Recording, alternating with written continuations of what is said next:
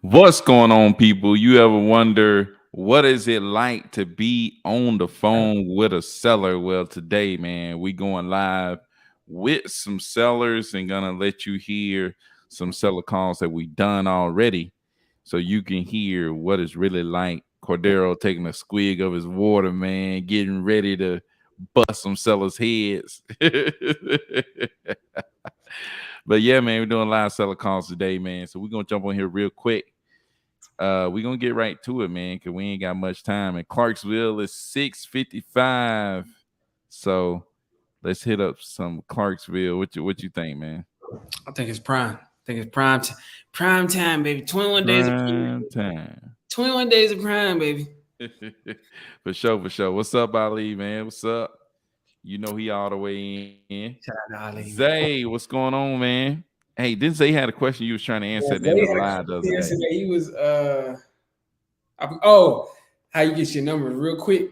Shout out to Zay, shout out to Ali. But when you get you a dialer, just to refer back to the question you had from yesterday, when you get you a dialer, there's an onboarding process, and before you can start calling, they set you up with some phone numbers. So it's not like you're using your Google Voice number or anything like that in the dialer. Like you pay for your dialer subscription, and then you also pay for the phone numbers on there to go with it. And just as an FYI, I always say casually $200, $200.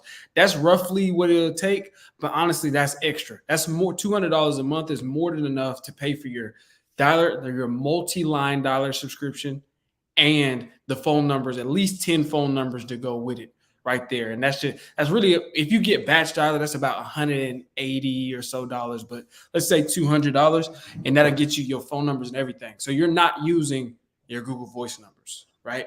You're getting new numbers from whatever system. If you get Mojo, you get numbers in Mojo. I use batch, go with batch, dog. Yeah. So those individual platforms have numbers that you can buy from them. Yes, sir. You can. I mean, you can outsource numbers. You can always go on Twilio and use those numbers. But, just so you know, to get started off, you get the numbers from there. Yeah. Shout out to Zay, man. Zay, what market you in, man? I think Zay said he was off in Seattle or something. Maybe I'm Seattle. Whoa. So Ali said, "Buying look professional with the mic." Hey, I'm trying to do something, man. Trying to up the game. Thanks for remembering my question. Didn't know they came with number. I don't know if it. I think it may come with a number, but no, you got to get the number. You got to buy the numbers. Yeah, you got to buy the numbers. Yeah. Oh, he in Portland, Oregon. Been looking into both platforms. Batch is looking easier for sure. I like Batch too. I'm in Portland, Oregon. That's what's up, man. 5 hours south of Seattle. Sound like a perfect place to start wholesaling. You might be in the middle of nowhere. I didn't know you can go 5 hours below Seattle and still be in Oregon. I mean, yeah. It's Seattle, Washington? Yeah, Seattle's Washington. You're in Portland. You're in Portland, Oregon. Yeah. Oh, okay. I thought he was trying to say he's 5 hours below Portland. Yeah. But you're in Portland. Portland should be a place you can wholesale. Man, they have emotion out there, man. You can wholesale anywhere, just to be real with you. But it's for sure. I like Batch because it's simple to use. I used to have call tools. It was too complicated. Yeah, call tools can get complicated. And then just the software just seemed old, man. You know what I'm saying? So yeah, getting Batch definitely feel like an upgrade. I for sure used Mojo Dialer for years. You know what I mean? But when I saw Batch, and I was like, oh, this is an option. It's just user friendly. And like I said, when we're talking about connection rate, when we're talking about actually reaching out to people or whatever, none of those things will be affected. It will be swayed if you choose Mojo versus Batch. That's just for your interface and your user. Those metrics are affected from other variables like the numbers that you pick, how many numbers that you have, are your numbers registered, where you're getting your numbers from, all of those sorts of things, the list that you're calling. Is your data accurate? Did you pull a list from getyourskiptracefor1cent.com or did you go to Lead Sherpa or Batch, Skip or something like that? Those are the types of things that are affected. If you go with Mojo, then that's just because you like Mojo. If you go with Batch, that's just because you like Batch. That's like, which one do you feel more confident using? And Batch, dude, it's user friendly. Get on there, it's gonna be like, it's easy to learn. And, Yeah, and easy we to got a tutorial follow. on our channel, by the way, of Batch, Yeah. Batch, by the way. So. Yeah, we had like a Fundamental Friday. We went live and went through the whole batch system, showed you how to do it, how to get connected, and all that other stuff. So Zay said it's expensive out here. Portland's, but I didn't even realize how close Portland was. Like Portland is like on the border of Oregon and Washington. It's crazy. I didn't even know that.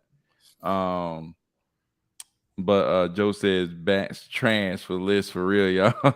Hey, sound like he's speaking from experience, man.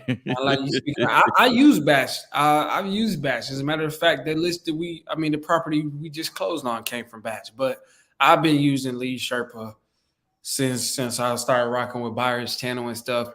And the most important thing, I stopped using Batch a long time ago. The most important thing about me for Lead Sherpa is you got to understand, when you get in this, you're gonna pull lists. And you're gonna pull some more lists and more lists and more lists and more lists and more lists. Lead Sherpa allows you to basically, I forget what the term they use, but you're allowed to suppress your data. You got to suppress against your database, which basically means it won't. If you pull a list from Nashville, Tennessee, and it's just absentee, high equity, and then you go back and pull a list for probate, there could be a person on there that's on both of those lists, but you pulled them 2-3 months apart. It won't allow you to re-pull it because it knows you already have it. It's just called suppressing against the data. So that way, if I pull a list and Byron owns a property and he falls under the category of high equity absentee this month, and I pull it and I'm calling, I'm like, man, I'm having some good results. Let me pull a new list and call that. And then Byron's also on that list. Lead Sherpa will say, hold on, now you already paid for this guy. You don't have to pay for him twice. You already have this guy, right? Yeah, sure. So that's why I like Lead Sherpa. And we know they data solid. Yeah, for sure. So, man, speaking of dollars, man, we got a treat for y'all today. I don't know if Cordero up to it or not, man, but, man, you want to go and jump in that dollar, man? Show them how you get down? Maybe somebody pick up. I would love to, but again, I don't know if they're going to hear me. Oh, yeah, that's right. But I have been thinking, like, it might be better if, I don't know if the audio, like the visual will be better if I use my phone. Because I saw this one guy, he was recording a video on his phone and he was like, it's an iPhone. I was like, dang, the video look good. But we're gonna get this set up. I'm gonna have to get my setup because just so y'all know, behind the scenes, Byron's always putting his foot in my back, man. You gotta get your game right, man. Yeah. Get your audio right, dude. I do. I need me a mic coming through this thing, get my background set up and everything for sure. And we're gonna have something coming special for y'all just as we continue to evolve. But I definitely want to get it set up to where we can. I'll just show y'all. That's just kind of, I'm thinking about building. I'm going to have my own separate channel just based mostly around talking to people and talking to sellers. And I'm just going to be jumping in the dialer for y'all. I do it every day anyway. Might as well show y'all how I do it. There's something make you feel a lot more confident. That way, even if you feel like it's going to be a bad call, or if the person's not interested, the person's upset or frustrated, I bet you they get off the call. Thank you. You have a good day too, sir. And then go like, for sure. I can definitely show y'all that, but I want to make a couple calls. Yeah, man, we got to make some calls for sure. Let's see what we got, man. All right, man. I gotta call Alvin. Let me try to call Alvin. I just thought about him. I was like, dude, it's late. Alvin might be getting ready to hit that road, getting some sleep so he can hit that road again. Alvin also was a truck driver. Alvin was a truck driver. Alvin still is a truck driver. Yeah, no, I was saying because also Eugene was a truck driver as well. So it's just like a lot of people talk to are truck drivers. What?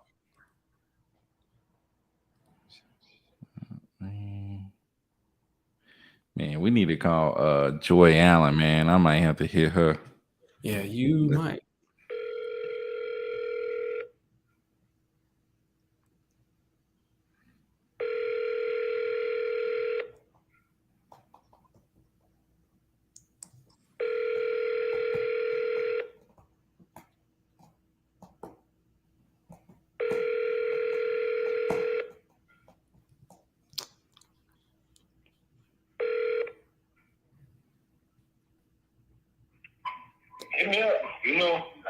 Somebody came to the phone. Hit me up. Bye. That was Alvin.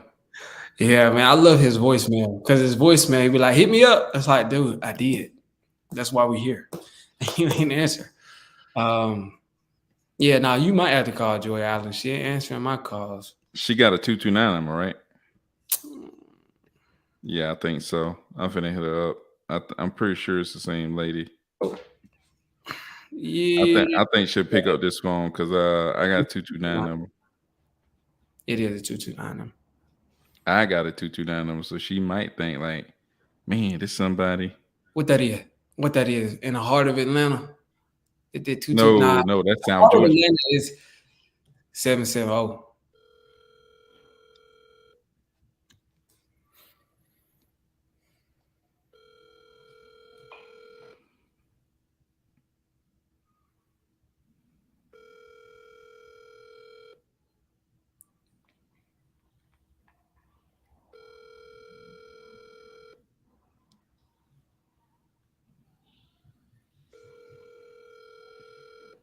Your call has been forwarded to an automated voice.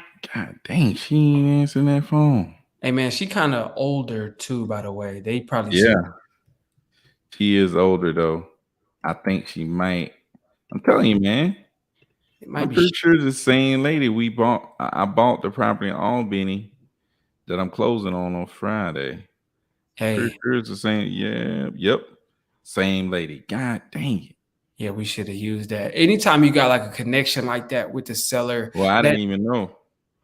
No, I'm just letting the folks know. It's just like anytime y'all got some sort of anything that you can really draw something closer to building rapport and building trust with the person you're talking to, it helps. Sometimes if you don't, then that's just a reason why you follow up, because the more you talk with them, the more trust you're establishing with that person. But if you can easily say, because I could easily be like, hey, Joe, just so you know, if you had any reserves or doubts about our company, we've actually already bought a property from you. You know what I mean? What think she was talking about? I sold a property. I think she mentioned that. It's like, so we're good. You know we can deliver on our promise because we've already done that for you. So we would like to do that again. And then she was like, okay, well, people just, if I did this the way we did it last time, I'll do it like this again. See what I'm saying? Yeah, for sure. That's just a talking point to hit. But I got a couple people. This one lady, man, let me try to call this lady back. I was in a dialer earlier. She said, give me a call back in 5 minutes. And then I started having issues with my smartphone. So she may answer, she may not. 6, 7, 8. See what she talking about. And this was somebody from Georgia. I don't think it was nothing serious. She did say she wanted to sell, but I don't know if it was nothing serious.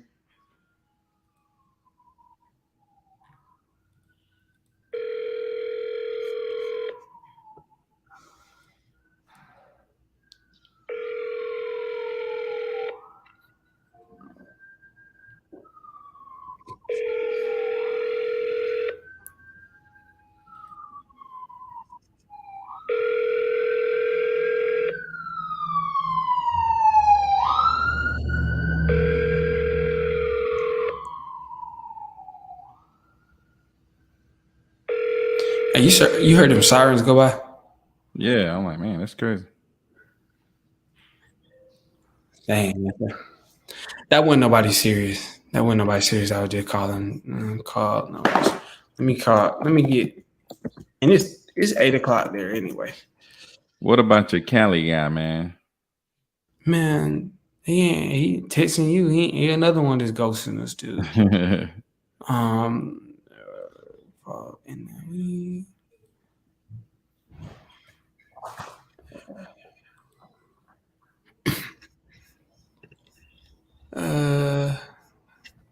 And shoot, if anybody want to do a cold call role play, man, let us know. We'll connect with you, man. Let Cordero go to town on you. Let Cordero show you how you get down. Oh, here's a lady. We might get some. I don't know about necessarily. What in the world? Why didn't they pull over the doggone phone number? But here's a lady. We might get some. So it might be talking about something. I don't know. You might be able to hear me like like some tips, and you might get an actual conversation. She might answer. I don't know if she really gonna be talking about nothing serious. As far as like getting her, she was talking crazy. She said, I think the estimate on the property was like the Zillow estimate on the property is 311. Yeah. 311. She was talking about 385. Goodness. But on that call though, I talked her down from 385, and this was on a cold call. I talked her down from 385 to, I said we probably like high 200s, like 290, but she gonna have to come down some more, obviously. But I talked her down from 385 to 290. I put her in reason. So let's see. She may answer. I think she got my number saved. Always make sure if you're in the dialer and when you get the let's say you got a Google Voice number, I use smartphone. If it's a lead, by the time you get off that phone, make sure that they have your actual number. Oftentimes, I'll send them a text right there. Let me send you a text with my information while I'm on the phone, right? While I'm still on the initial phone call. So that way, when I call them back from my real phone number, whether that's my smartphone or for some people, it may be a Google Voice number, they are expecting that and not the number you're cold calling them on. Yeah, for sure, for sure. This is Yvonne. Please leave your name and number, and I'll call you. Okay. No, she wasn't able to answer, but I think I'm gonna redial. I think I'm gonna try it again because it went right to some people. This is Yvonne. I'll go right to voicemail for some folks.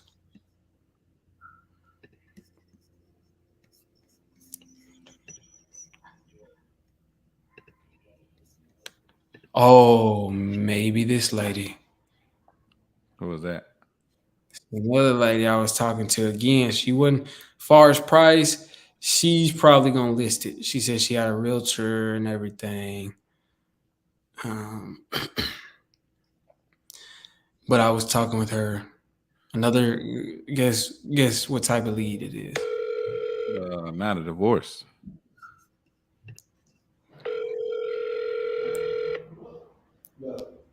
Hello? Hey, Selena?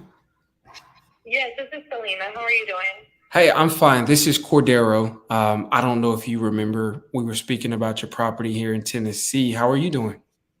I remember. I'm doing good. How are you? I'm doing fine. Did you win a vacation to the Bahamas yet?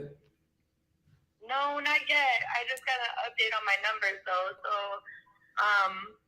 I'm still in the running for it. Okay. I'm number 11 now though. Oh, That's whoa. okay. That's okay. It's the top 25, so. Nah, I'm pretty sure it was like no less than a week ago we talked. You were number 13. Yeah. Wait, I saw you 13? You were when we talked, I think you said 13. I remember making a note. Okay. It's always, we get like these reviews like every other week, so Okay. it moves up, it moves down, I've been number 7, been number 13. It's gone down to 23. Now I'm back at 11. So Okay. I'll lose count sometimes, but yeah, I gotta make it. You're a winner. You're a winner. You were 13 last time, and now you're 11. So I'm just going to count that as you're growing and progressing always. But I did want to kind of, I guess, reach out to you and see what's going on. I got some feedback from my team, but my underwriting team, they do have some questions, but I guess it really all underpins what you have going on with the property or what your plans are. I know you were saying you wanted to do this before December, January, like around that time. There's no major rush because the tenants are there, right? Right. Gotcha. And so, but I think with them, they're like, the timeline is definitely important. It's like ultimately, when do we realistically need to do this? Is this something that you would say, if we can get an offer that works for you and we can put some things in place, are we going to go ahead and do this in the next month? Are we talking December? Because we have no problem waiting until December or January. If you want to put it out to the beginning of next year, we can do that. But realistically, again, if we can get a price that makes sense to you, when would you want to have a closing and things like that? In December, because in December or January, right now I have a loan company. So I guess they would have to rerun my credit anyways, because my loan that they gave me is only good until December 12th. So they have to rerun my credit. I was just trying to avoid my credit from being run again. Right. And sorry, I'm saying hi to somebody. But yeah, I just have to rerun my credit again, but that's fine. Okay. No, absolutely. And again, I don't know if I think you mentioned this, and I'm sorry, it may have slipped my mind, but with the tenants, are they on a month to month? Yes, they're on a month to month with me. There's no I haven't made up a contract. Okay, gotcha. Yeah. We'll make up a contract, but I have not made a contract because I didn't want to lock them in for a long duration of time. I've been just doing it month to month. Gotcha. So these are what, like friends or something, people that you know? Yeah, it's my battle buddies. We ain't that close no more, but my battle buddies' children. Okay, gotcha. I rent to them. Okay. And so they wouldn't, I mean, ultimately, if we're talking December, we can obviously give them enough time to make the necessary adjustments. And, if they want to, whatever they want to do, we can make that work. But, ultimately, I think you were letting me know that your biggest intentions behind selling this house, as opposed to keeping it as an investment property, was so that you can, you want to get the equity and then buy, you wanted to buy your home, or you wanted to buy more investment properties closer to where you live now, or is it all just to buy a new home? The goal is to, first, if I have more money in the bank, an underwriter is probably going to be more comfortable with giving me more money on the loan. I didn't get enough like I wanted to. I got $342,000. I need at least $400,000 for the type of house that I want. Right. So if I have, because right now I have like $50K in the bank. Mm-hmm. That was from the other property you sold, right? Yes. Yeah. I would have had more, but my ex we had a payout on that one too. So I had to bite the bullet and give him a payout. So the next house, I don't have to give as big of a payout to him. Mm-hmm. And that house, like I said, was a foreclosure. So I should easily pocket about 90 to 100K. Gotcha. And so I know you said you got this on foreclosure. Do you know how much you owe on the mortgage for this house, or what the payoff is? I believe it has to be in the 60s now, like 160 is what's owed. I know the house has to be worth at least 315 to 330. Gotcha.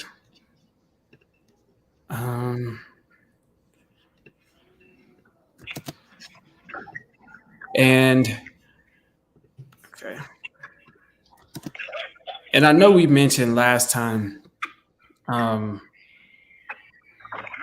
condition wise, like with the property, it does need some work. Like cosmetically. Yeah, but nothing major. Nothing major. No, the house is still in really good condition. The only thing I would say, like I said, was the AC in the upstairs unit needed. I think I'll put the property in the private chat if you want to pull up. Oh, yeah. Like something, a repair for, I forgot what they told me, but this to repair it or something like that. It's not super, I was like, oh my gosh, this is horrible. Okay. So just some cosmetic things, and I think, and I'm sure especially. some lipstick, some paint. Yeah, exactly. Eyeliner, maybe. Yes, blush, all that. Okay, gotcha. It needs some eyeliner, just a little bit of makeup. But so ultimately, and you know, if for one, you're kind of in the market for your own property, but I think it's more important, you are a banker yourself. Is that something with what you're, and we talked a little bit about it, but what you do you like qualify people for loans to get, mortgages, or what do you do specifically? I just get them in the door. So like I will sit down, I'll consult with people, if we have secured products, so like I'll help them get their credit to where it needs to be at. Okay. And then I'll over to our mortgage broker. Gotcha. So you're getting them ready, getting them in good standing. Once they're like approved with the mortgage broker, they're turning in everything to me. So that's why I know how the process goes.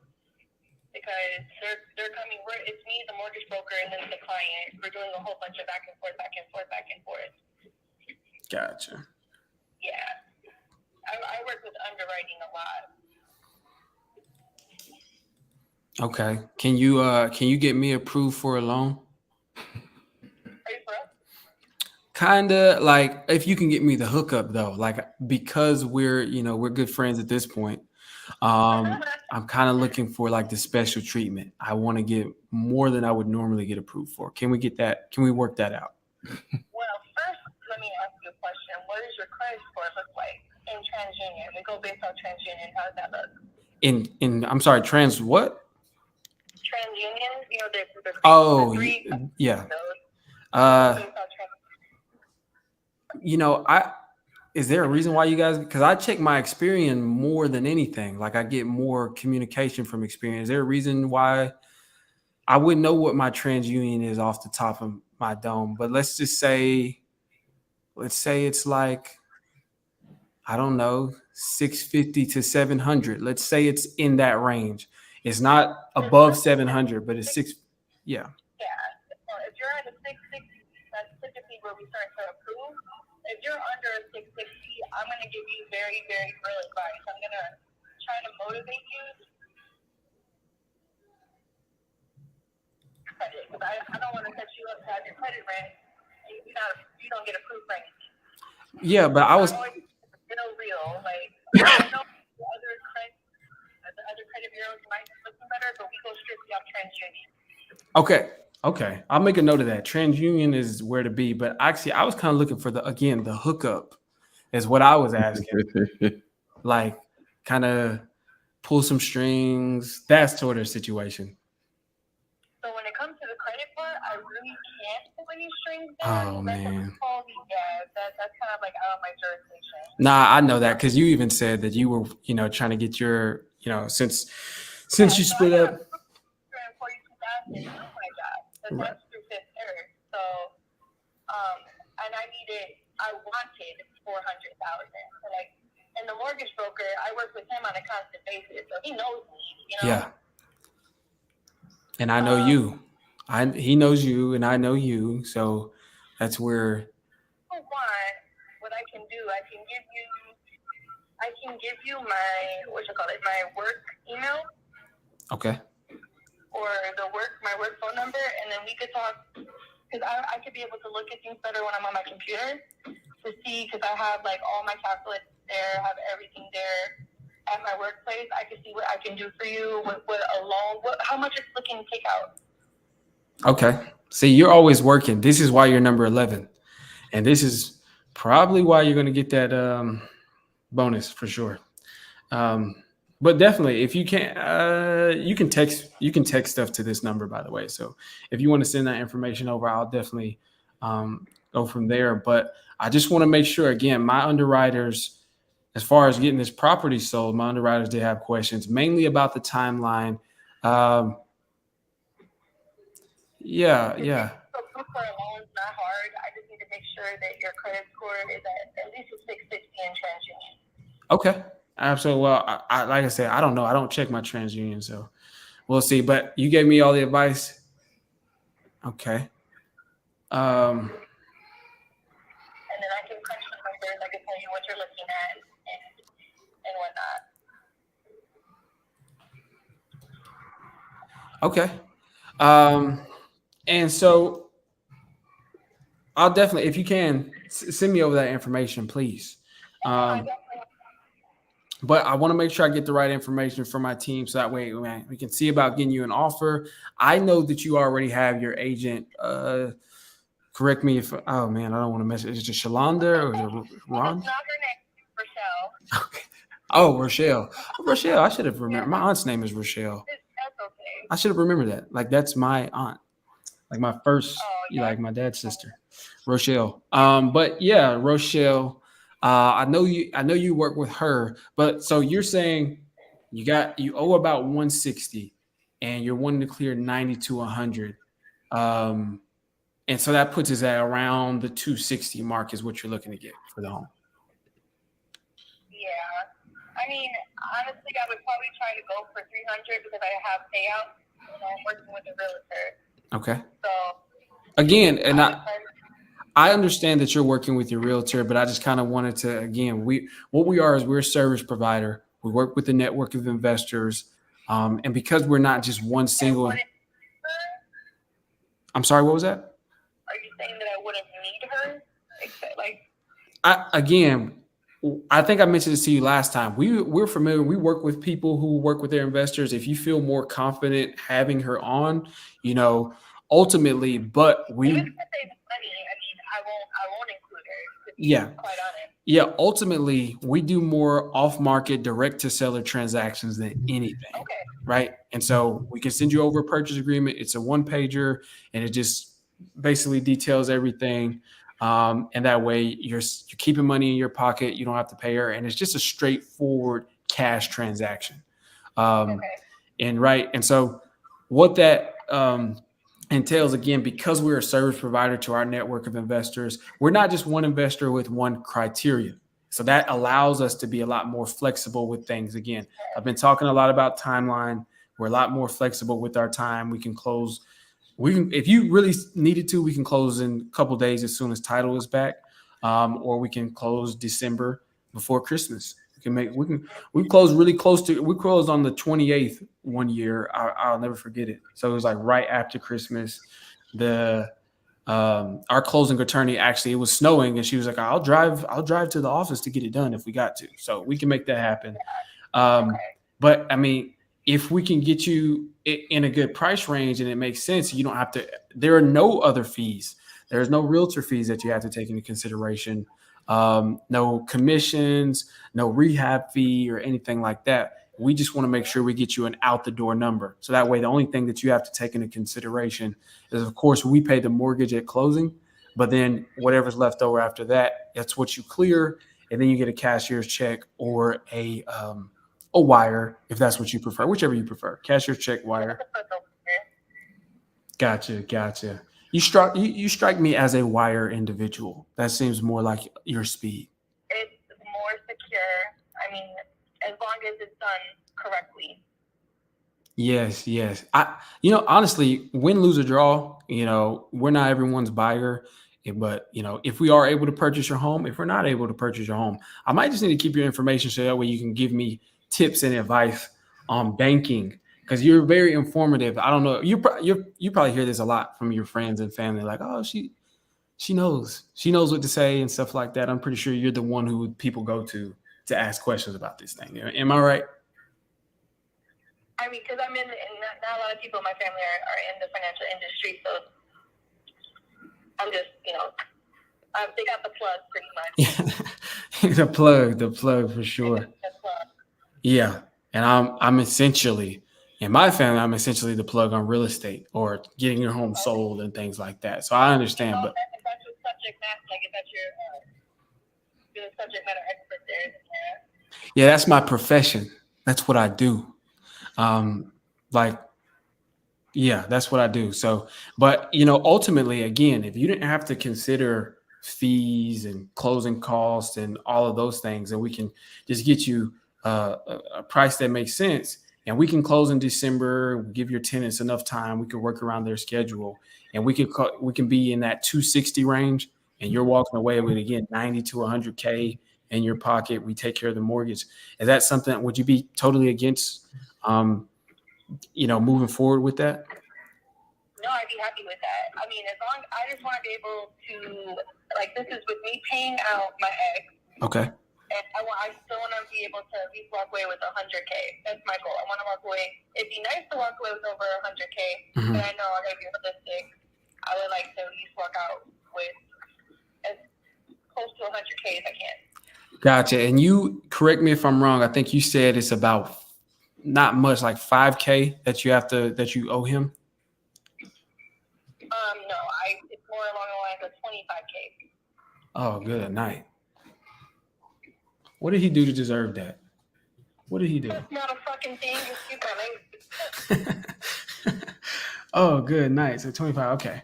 Gotcha. Okay. Well, knowing that that's kind of the range we need to be in closing. I want to go to just knowing that, because they had some questions. I think that does it. If I can go back to them and see if I can get that approved. So essentially what it is, obviously, and you probably are familiar with it, the underwriting team, they give me all the facts, they give me all the numbers and say, this is what we can do based upon the area. My responsibility as the purchase specialist is to kind of understand what are you, the seller? What's your situation? What are your goals? What are you trying to get? And then I go to my underwriting team to make it work. I say, yeah, hey, but she needs this, or but this is going on, but we have to work with the tenants, or whatever it's going to be. And so now that I have that, just to know where you're at, let me go to my underwriting team and just see what we can do. And then I'll give you a call back. Because again, this is something you want to do around December. I'll be able to give you a call back sometime this week. But let me ask you this. If I can, again, if I go to them and they're like, yeah, okay, we can make that work.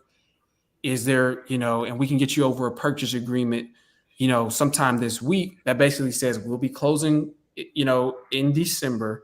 We'll get the tenants taken care of in the agreement. And it has the purchase price and terms that make sense for you. Is there any reason why we couldn't get the process started now? So that way you kind of got it sitting there? No, I mean, if it makes sense, you come back to me with a number that I'm like, okay, let's do it, and we can get the ball rolling. Okay, wonderful. Perfect. Well, definitely. And also, when you text me your work email, text me your personal email as well, please. Because if I do get something official, then I would like to send it over just so you can review it and we can take a look at it and things like that. For sure. But yeah, no, I think that'll work. And like I said, those are some of the questions that they had as far as timeline and exactly where we need to be. But let me talk with them and I'll get back with you this week to go over that. We will this week be a good time? Yeah, no, that's fine. Pretty much anytime after 5:30, I'm available. Gotcha. Okay, absolutely. Definitely. Like I said, I'll get back with you. But one last question though, again, we mentioned it briefly last time. If you do get that bonus to the Bahamas, were you going to go by yourself, or were you thinking about inviting anyone?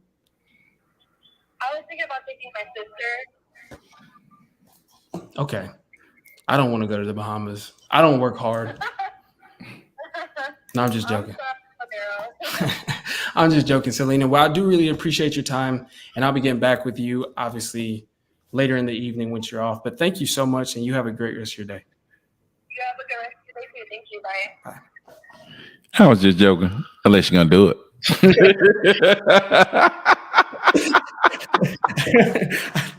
Bro, I think I hit her with that on the first call. She brought up that whole going to the Bahamas thing or whatever. I said, I'm just playing. Unless you're going to do it. Unless you're going to do it. But so with that one, man, I saw you was kind of looking through it. You might have been talking. The Zestimate is 335. She says she want 260. I mean, are we talking about something? But Byron, let me ask you this. This is a call. Again, there is a cold call, then there's your lead manager call, and that could be several to get a hold of them. But then once you determine they're ready for acquisition, the acquisition Sometimes you get them right locked up, but sometimes you got to follow up, call them a couple times, couple touches. Yeah, but sure. Once we've gotten them to this point, what is the next step in the process? I've gotten a range that she needs to be in. What would we do from here? So this point is definitely time to dispo them. Let's get them over to some buyers. Let's see what the buyers will offer on the property. You know, like I look at it like she had 335. If I knew that I had a buyer that would buy above what she asking for, then I would go ahead and lock her up. You know what I'm saying? You know what I should have said? But at this point, without like, you know how it is, man. Market's crazy. You never know what people are buying at on Real each talk. particular property. So it's like, So sometimes you have to just go ahead and get that buyer, see what they thinking, and then kind of go from there. So 260. She said it just need cosmetic, nothing crazy. And she said she went to go see the property this summer because she doesn't live. She lives in like, I don't know. She live off where Zay live or something. I can't remember. Indiana. She lives Portland out of this mug. She actually, what I should have asked was like, okay, and if we can, I should have said, when can we go look at it? That's what I should have said. But that's what I'm gonna call when I call her back later on this week. I'm gonna get at this point, now that we got a range that we need to be in, we're gonna dispo it. I'm gonna send it over to our dispo manager, and I'm gonna say, hey, get some feedback. What are the buyers saying? Preliminary. These are preliminary offers. Yeah, for sure. Just trying to figure out what, are they even interested? Because you might, hey, what about this property? They be like, oh, heck no, not there, not that property there. Or they might be like, shoot, we'll give you $1 billion for that thing. And you be like, I think that this is one of those houses that Tricon would probably be interested in. Tricon? Because they got a 2-door garage. I think Tricon would make a strong offer. Obviously, Wedge will make a strong offer. I think those two would be like our biggest ones. But like you said, man, I would send it out, to more buyers just to see, what they might be talking about. You know what I'm saying? Yeah. But those two for sure, I think, would make a strong offer on that. Maybe they come in at like, because what was the other lady? The other lady in Tennessee that you had that not Amherst. Clarksville, or are you talking about the Hicks? Clarksville. Property? It was in Clarksville. Yeah. What about that property? What did they come back at? What was that Zillow on that? Kind of look at the other ones, and now I judge that, and I can kind of, do a little math, be able to calculate kind of where they would be. You know what I'm saying? Yeah. Global. Oh, dude. I think they came in at about around about there. Like, what did they end up buying it at, or was their initial offer to us? No. I'm talking about the one that you was talking about, that you cold called this lady. You got Wedgewood to go over there and look at it. You know what I'm talking about? Like, this is recent? Yeah, this is recently. You ain't done this deal yet. Oh, that one, they came in, dog, I don't think these are going to be the same, but they came in at, you talking about that one? They came in at 201. That property was trash. Yeah, but what was the Zillow on that, though?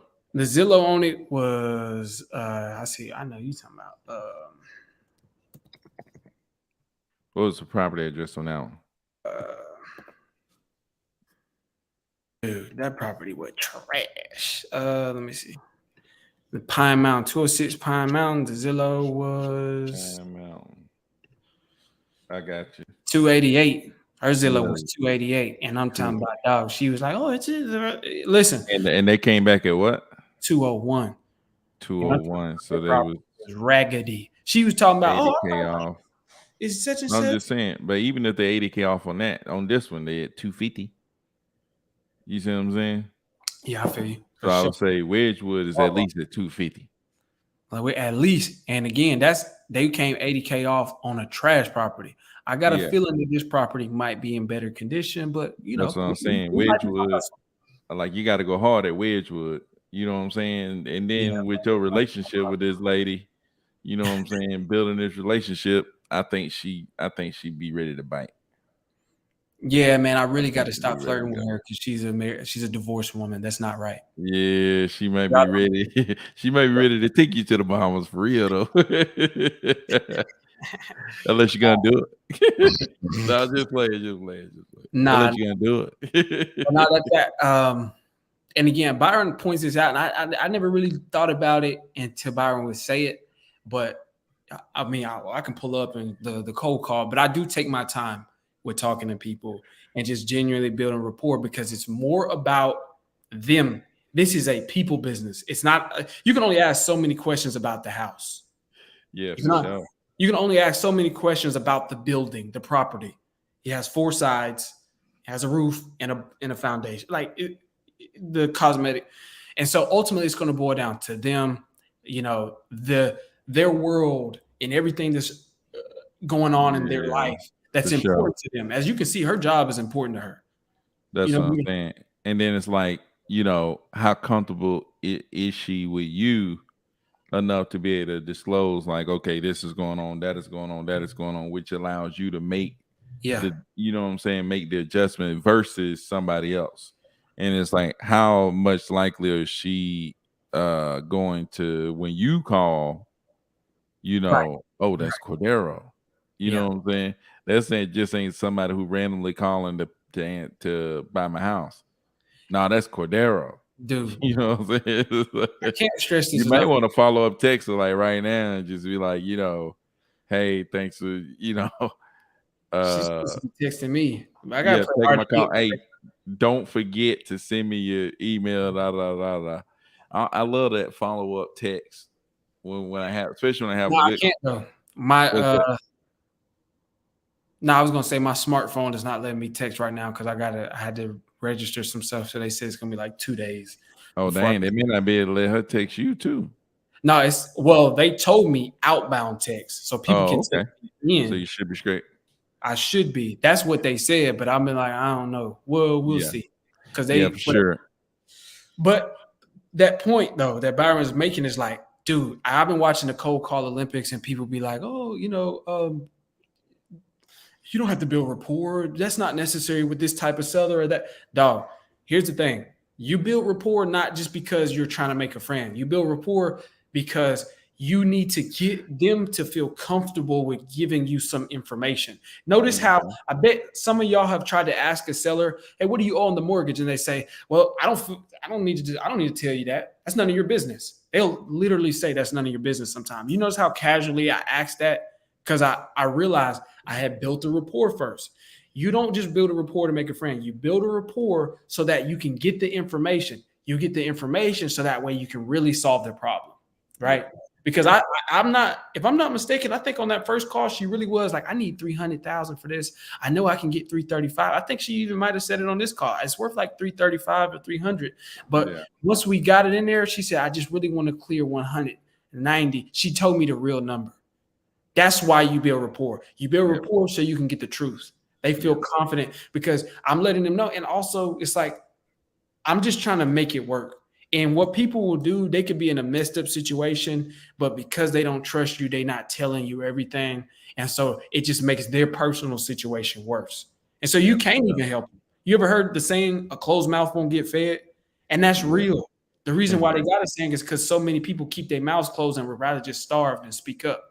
But if you make them feel comfortable to talk to you, they could tell you, well, really, man, I got to close quickly. And then you say, okay, well, we can solve that. How much do you really need on this price so we can get this, right?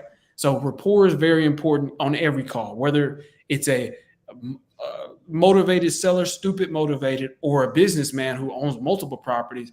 Build rapport with them, and it'll take you a long way every time. Top of the call, rapport go first. Yeah, for sure. I agree, man. And sometimes you want to say, man, this person ghosts me. A lot of times it's because the relationship wasn't strong enough. You know what I'm saying? A lot of times because that relationship wasn't strong enough. That relationship piece was missing. Yeah. Or maybe even Cordero called them. You know what I'm saying? The relationship piece was strong enough over here, Yeah, where it's like, hey, I feel good. I'm going with this person over here. You know what I'm saying? for You sure. know what I'm saying? So, Let me try to call this other dude back real quick. Skylar. oh yeah. We might be talking about something on that property. Real talk. Look at the spread we got on that thing. Yeah. This one might be talking about something for sure. But I'm just letting y'all know, like, you know what I mean? I don't know about buying it or whatever, but because I was just looking around that neighborhood and it's like, man, I don't know, man. I get scared when you go over 300,000, but We need to do more wholesales anyway. I feel like you got to wholesale, man. let's do more wholesales instead of I mean, hey, if the money there though, hey. having multiple utility belts. You know what I'm saying? I think, but I've been watching the old school of Batman, and he had all these different tools. But you know what? The one tool he used the most is the grappling hook to just pull himself out of a situation or like quickly swing to the next building or run away. He used it to chase somebody or to run away from a situation.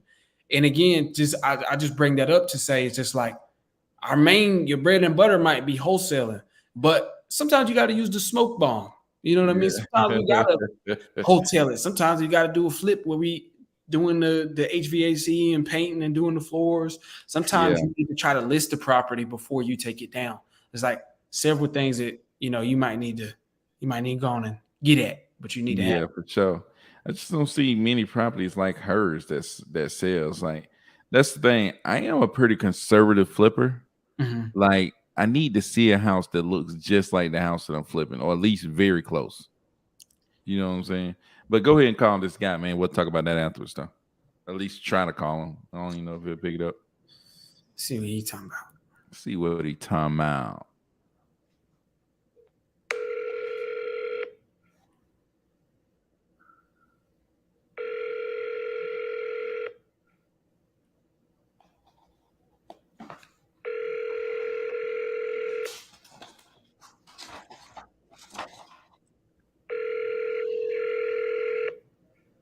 Your call has been forwarded to an automatic.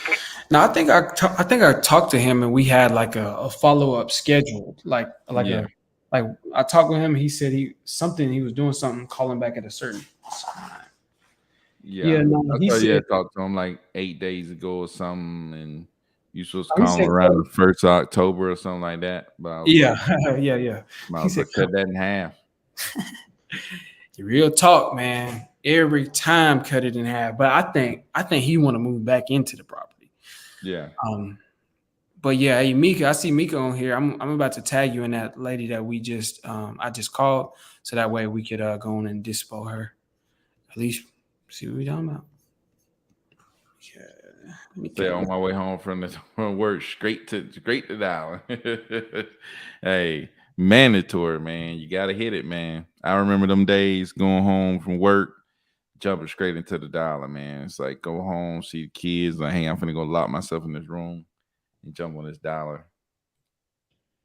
Nick said, okay, let's go, man. Might be another deal. Y'all just witness. You know, Cordero, the cleaner.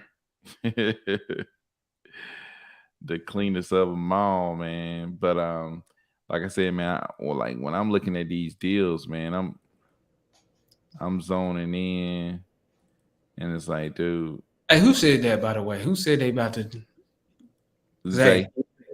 Dog, this is the time. This is where you land.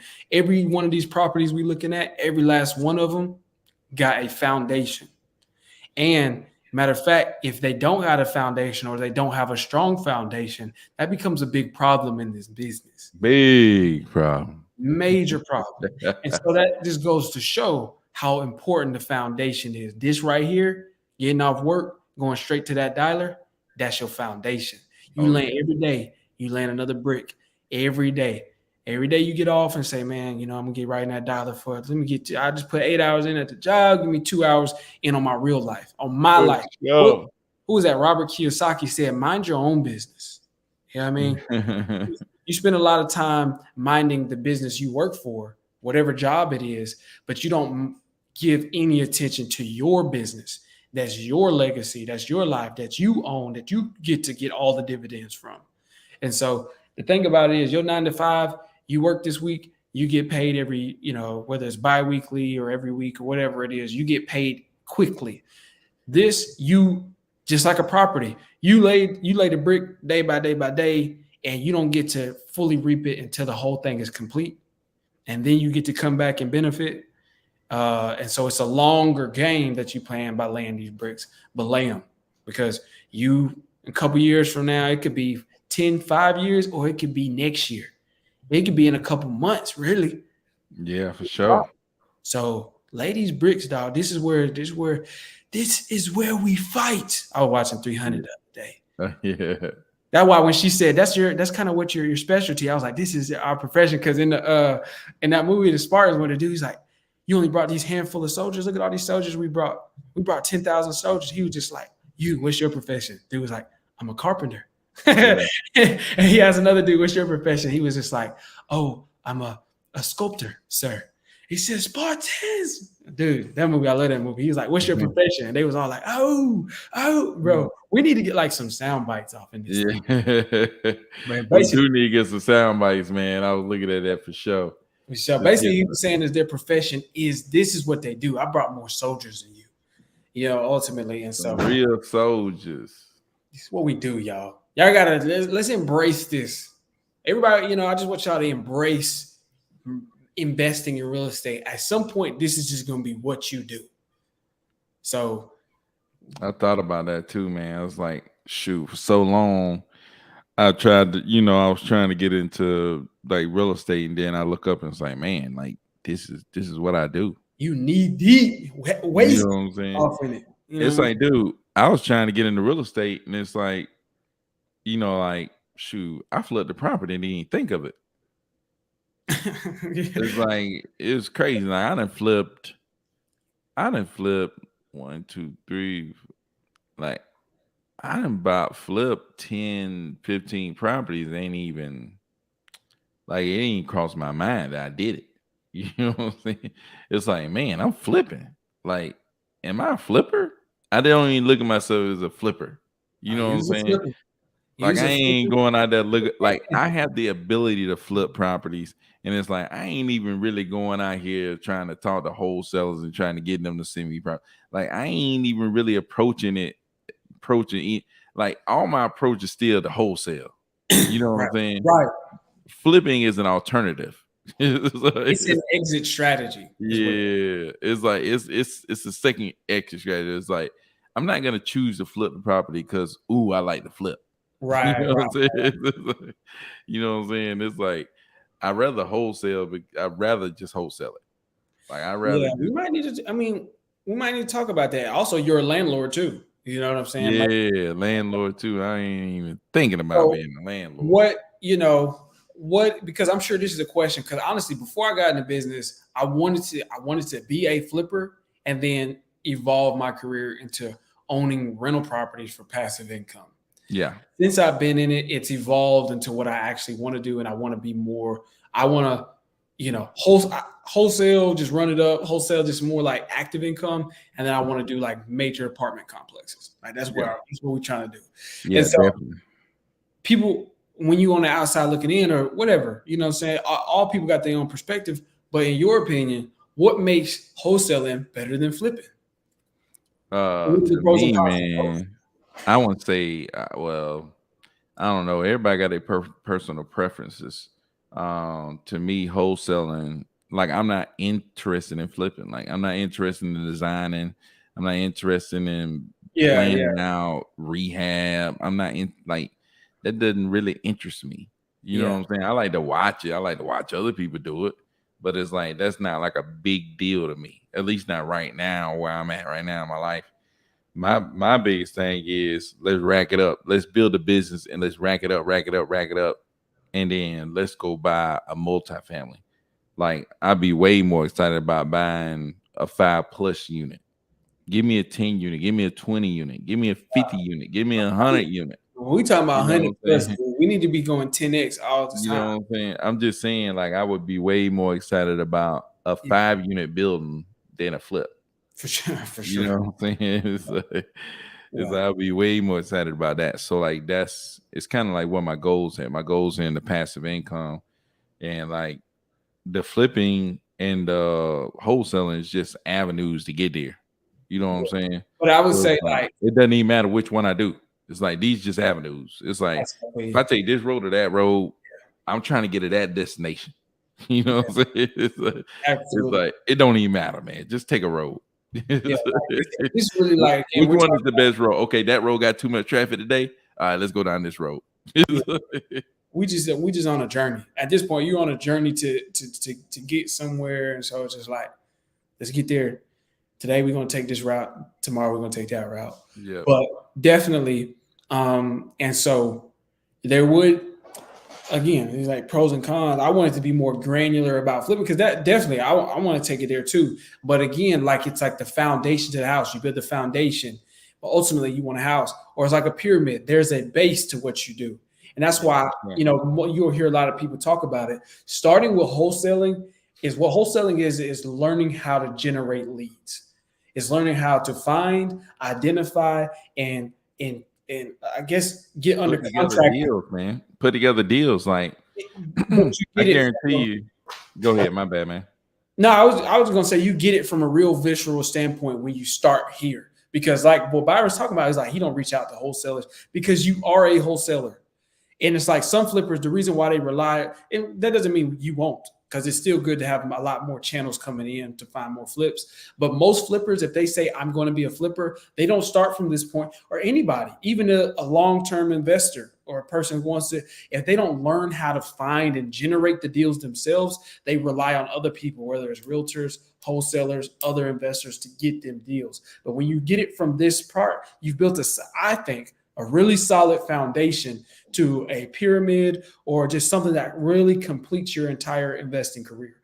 And so you hear a lot of people talk about wholesaling to begin with. If you start off with wholesaling, you get the benefit of knowing how to generate leads. And like Byron said, to learn how to create a deal, put together a deal. And that's the most important part to this business. Would you say? No doubt. I think the wholesaling, like Brandon Turner always say, it's a rare and valuable skill set.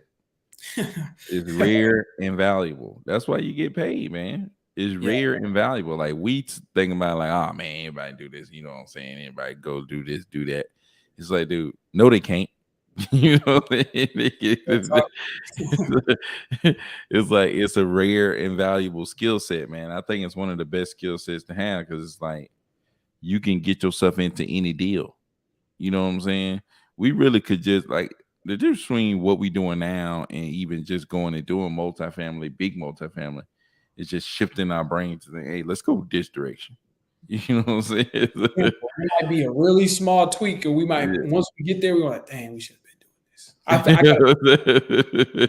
I mean, like, good night. We could have been. Well, you can wholesale commercial, you can wholesale large multifamily. Yeah, and I'm not even saying just to think in terms of only wholesaling when you get to that level, but I just mean for one that's possible, and also once you're doing it, you're learning. You're still learning the same thing: how to find and generate those leads, except for those leads aren't SFR, single family residential. Those leads are large multifamily commercial units, right? And so I think it's powerful that you get this skill set because the whole sum total of this skill set, this particular exit strategy, where it is wholesaling, is the whole point is to master finding it and identifying what is a deal. And then you get your chips and sell it to somebody who's going to do all the value add and all of the updating and renovations and whatever. With multifamily, it's not even just about renovation. Sometimes it's about adding on. I guess that's tech, but it's not just about remodeling. It's about maybe repurposing some things and things like that, and then raising the rents, and then that's the value add in there. Yeah. So. And I think, you know what I'm saying? It's like, I think, like you were saying before, it's like, shoot, man, learning how to wholesale, learning how to flip, learn how to be a landlord. It's like, okay, if you're a wholesaler, you just good at assist. You know what I'm saying? Oh, you just assisting people. You just, you passing the ball to landlords and flippers. You just good at giving assists. You know what I'm saying? The flipper is the guy might be shooting the 3-pointers. You know what I'm saying? So if I'm good at wholesaling, I'm just good at assisting. But then once I get good at flipping, I'm my J getting better. You know Yeah, what I'm but saying? hold on. What I will And say then when I can landlord, go ahead. to add to that is in order to be able to assist, you have to be able to identify who's in a good position to take this shot. Yeah. So I'm saying, it's like you in the point, it's like if I pass you the ball and I'm assuming it's going to be assist, that means I've identified, oh, he's in a great, I know he can make this shot. He's a shooter. He's going to shoot from right there. I'm passing it because I know what he's going to do with it.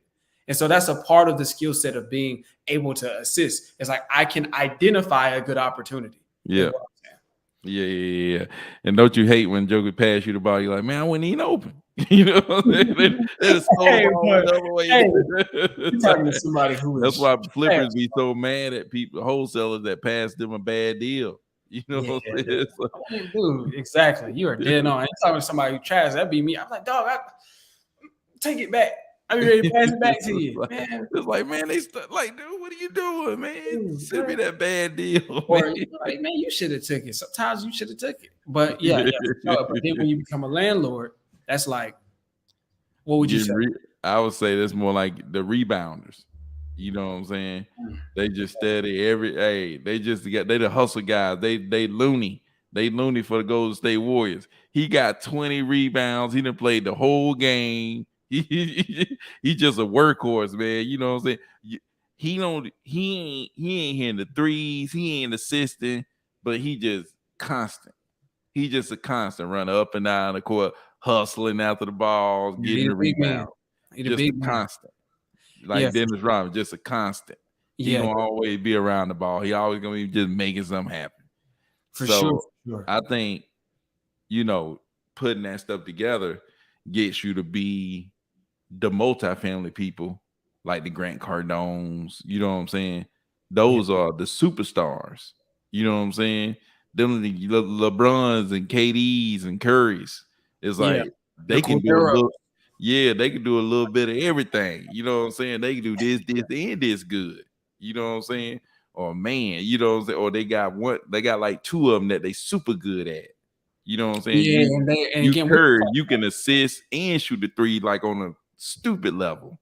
You know what I'm and we was talking about this earlier, big skill set that I think a lot of those guys that add is because they take their skill set and they sharpen it, they hammer it, they file it down, they get very particular and granular that where it's piercing sharp.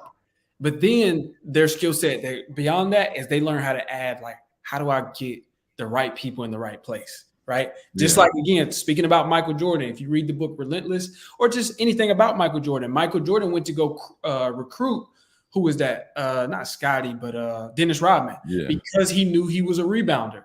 And so it was just like, if I want to win more games, if the Bulls are going to win more games, I had to go find the right person.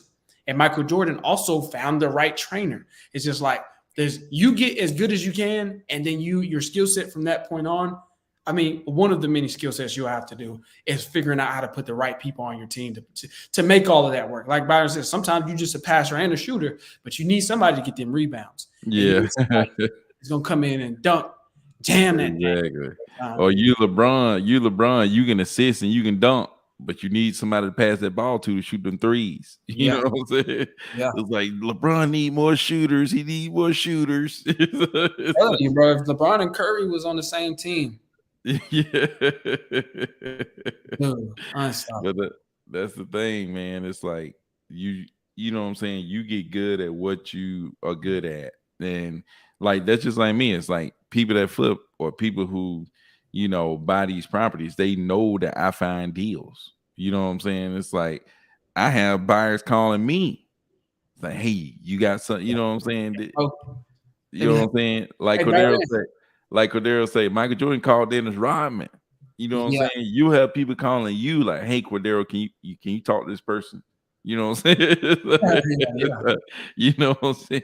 You get good at dispositions. It's like, hey man, I got this deal. Can you find me a buyer? It's like people come to you. You know what I'm saying? You don't have to be good at every single thing or great at every single thing. It's like I did 100 deals, but I still would look at I look at Cordero and say, man, Cordero, hey, let you lock these people up, man. You better lock them up than I am. I done 100 deals, dude. Yeah. You know what I'm saying? It's but I don't sit and look around like, man, I'm the best at this. I'm just the best. You know what I'm saying? I'm sitting there passing it off. Hey, you go take that. Hey, you take that shot. Hey, boom, you take this. You take that. You know what I'm saying? Just giving the ball up. That's what you got to be able to do, man. You got to be willing to go ahead and do the things you ain't good at now. But then as you grow a team, you got to be willing to just pass the ball off and let them do it. You know what I'm saying? It's like you can't pass the ball off and try to go do it for them.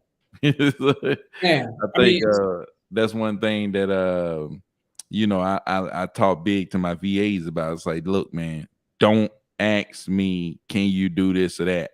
Just do it. Yeah, real talk. It's like if you are put in that position, you know, you're not gonna see like, hey, that's the whole reason why they value you in your position. Is because if you're gonna find a who, then you gotta be a who to them. And so it's just like when we put you in position, it's like Dennis Rodman asking Jordan, hey man, what's the best way to get rebounds? It's like, dog, that's why I brought you on the team. So I don't have to worry about that. I'm not trying to figure out how. I need you to be the who. I need you to take it. And again, these references are coming back to this book I read, Michael Jordan's trainer, Tim Grover or something like that. It's called Relentless. And he talks about the number one thing he has the coolers, the closers, and then you got your cleaners. And these are the Michael Jordans. These are the Kobes, right? And when you get off into that mindset, he said, I can sum it up in 3 words. I own this. This is my position. This is my house. It's like Byron honestly couldn't tell me how to get what's the best way, you know, the best thing to say to that seller I just talked to set the expectation, because I'm so granular with it. They're just like, it's like, that's why I'm the who for this. You know what I mean? It's just like, and so, and then they're just, it's like, I couldn't put no flip together. Real talk, I just couldn't put a flip together or put this together or that together. You know what I mean? And so you need to realize you're going to wear all the hats, a lot of hats in the beginning, but at some point you need to sharpen. What I think is you got to sharpen what's your thing, and then figure out how to bring the other people in to their positions. It's like Keith and Lenny. It's just like, with Keith, it's like Keith is acquisition and he's very good at it. And I'm sure he's never talking to Lenny like, hey, bro, how should I say this? Or how should I ask that? Because that takes away from Lenny being the dispo guy and Lenny being his job. And they might not, they might get to a point where it's not unilateral decisions and they overall structure of the deal, they question. Because oftentimes, like, I'll get off a seller like, hey, Byron, man, what you think about this one or what you think about that? But as far as the verbiage and the communication part, that's just what I do. You know what I mean? And that's what Keith does when he's on the phone. And then Lenny, he's a beast at the dispo and integrating the systems and putting it all together. You know what I mean? And so if you got to if you put a person in place to rebound and you got to stop taking the shots and making the assists to help the rebound guy that you hired to do the rebounds, and you got to teach him to rebound and you got to micromanage him on what to do. It's like, there's practice and there's coaching and there's structure and putting it all together. We work on that daily. But as far as like a particular, it's like, dude, you got to own it. You got to own your skill set. And it takes time to do that, by the way. Yeah, like, for sure. Probably getting close to 100 deals myself at this point. Because I was about to say, Byron, you talking about 100 deals, like we might be closer. You might be closer to 150 at this point, or it's climbing. It's climbing. So you know what I mean. You can see Elijah Sterling, Aljamain Sterling. He's starting to invest. I think it's a boxer. Yeah. Must be a boxer. I didn't see he started investing in real estate, but I think I know who you're talking about. I definitely know who you're talking about, but I didn't see that he started investing in real estate. That's interesting. But most people who are wealthy do invest in real estate. So, dude, he's a surprise, by the way. Like, if you want to be wealthy, you better put some money in real estate. That's the most valuable thing in real estate. Oh man, listen. By the way, I don't watch as much football and basketball, but I am on the fights. And honestly, I don't know how I've missed Sterling for a while, but he the dude that just got Sean O'Malley just pieced him up. I'm just gonna keep it real. You know, I respect all fighters, but Sean O'Malley just did him, you know, one hit quitter type thing. But Nah. yeah, real talk. He got an episode with Pace Morby. That's interesting. I ain't see that he getting off into it like that for sure. Next we're gonna see you know, You need to hook up with Grant Cardone, man. Bump. yeah. I Then don't you say go bump to the face, but go to man, the I'm top. telling you, dude, you a big time UFC fighter, MMA fighter. It's like, dude, Go to the top, dude. go to Grant. No, you was I think you was talking about that on that live where I went to the closing or something like that, or maybe we was talking about it. But basically, you need to be inspired. No, it was one of your shorts when you was talking about how you wasn't rocking with Kobe because he always tried to chase Jordan, Yeah, and then you realize now you can identify with that. It's like you said something I forgot. It was like be inspired by the best. yeah, by Basically, greatness. by greatness. That's important. It's like in this game, what's possible for you is what you do. And the difference between getting up every day is just what you strive to be like, the target that you aim at. The difference between where you actually land is based upon the target you aiming for, period, at the end of the day. And if there's a 150-yard target and then a 50-yard target, if you're on a 50-yard target, you might miss it. You might hit the bullseye. You might hit the edge. You might come up short, whatever. But you're not going to hit that 150-yard target at all. No. That's one thing for sure. Yeah. And then on top of that, if you're aiming for the 150, you might miss it. You might hit the bullseye. It's like it's the same. It's just that you aim for the bigger, the farther target. So be inspired by greatness. Rock with greatness. That's why I be reading Grant Cardone. I'm not reading Pace Morby put out. No offense, Pace Morby, he's cool, but he is cool, man. He's doing his thing. It's gonna be a couple more years before he on Grant Cardone level. No matter how much more years, I mean, he gonna have to do a lot. No matter how much he overtalks Grant Cardone, it's gonna be a while before he's on Grant Cardone level. You know what I mean? Or maybe even Alex Hormozy. It's just like Alex Hormozy, cool, but study. If you're gonna get into stocks, don't pick your favorite stock trading YouTuber. This is how I made $30,000 in a day. Study Warren Buffett. Yeah, that's study. You know what I mean? Don't pick the guy who's got the chain on. It's just like you want to make $100K a month like me. Study Warren Buffett. I don't. Dude, how much you think Warren Buffett making a month? Man, don't even go there, man. Like, dude, there's some stupid number we can't even think of right now. Retarded number. You ain't supposed to say the R word. It's some retarded number, dude. Yeah, it's so crazy, man. So crazy. So be inspired by greatness and just like mimic great, like only do that. That's one thing I've been able to get right for a while, and it's the longer path. I always say the best things in life are the harder things to do, and also some of the greater things take the most time.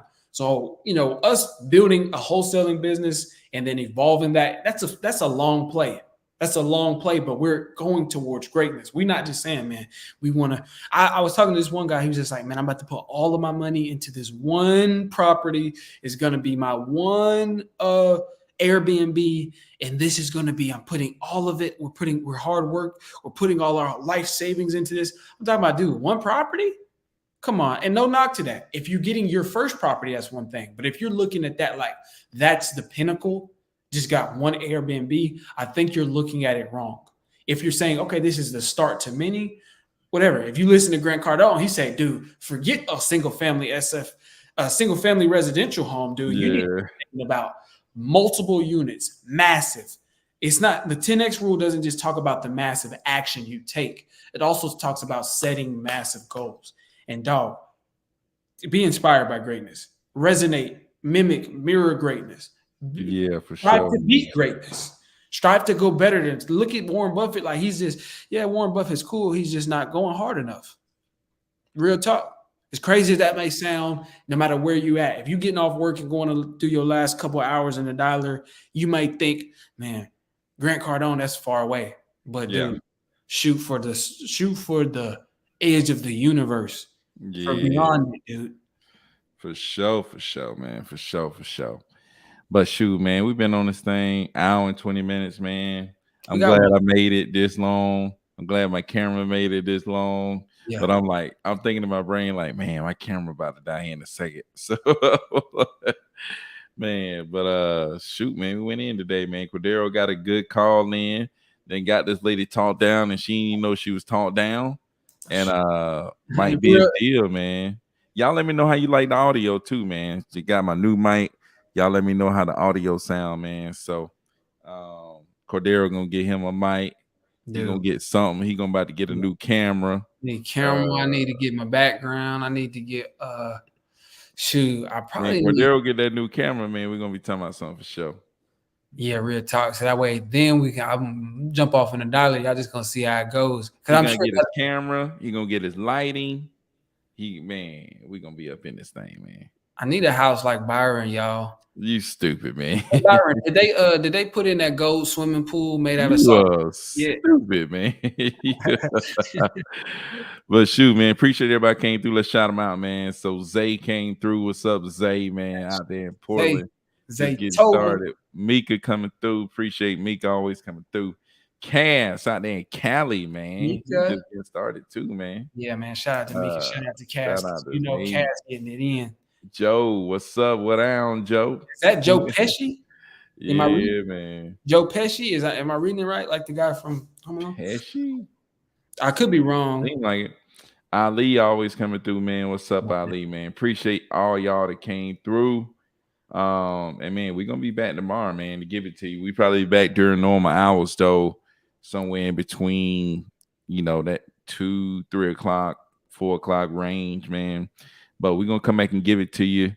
We're gonna get hooked up with our Facebook people tomorrow, man. We just got onboarded with Courtney Scott Facebook ad stuff. So, man, we're gonna bring it to you, man. We're gonna let y'all know about our experience. So we'll probably talk about Facebook ads tomorrow. So I think that's what we might talk about tomorrow. But we'll see. But appreciate all y'all came through, man. Make sure you like, subscribe, all the other good stuff, man. But until tomorrow, peace out. Peace out.